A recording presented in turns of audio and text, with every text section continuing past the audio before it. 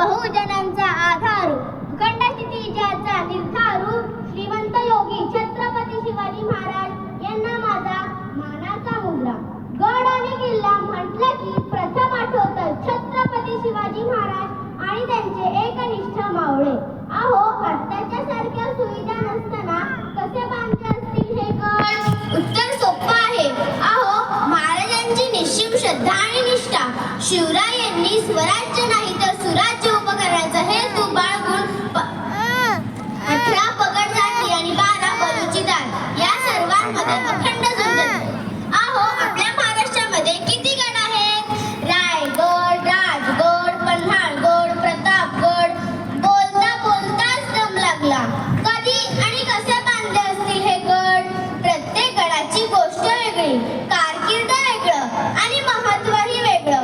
या सर्वांच्या देखरेखीसाठी त्या काळात महाराजांनी 1,75,000 होऊन राखून ठेवले होते. महाराजांची दूरदृष्टी अफाट होती.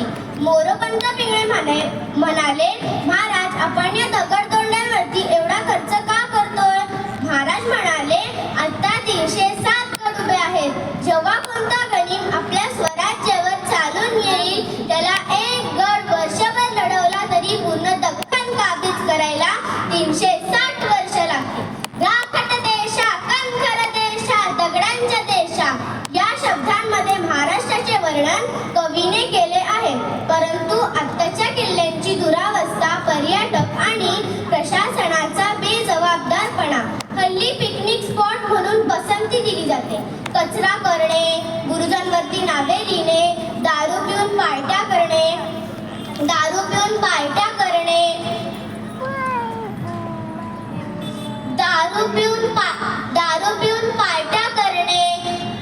गड संवर्धन काळाची गरज आहे. गड संवर्धन ही आपली जबाबदारी नाही का? तर ती आपली नैतिक जबाबदारी आहे.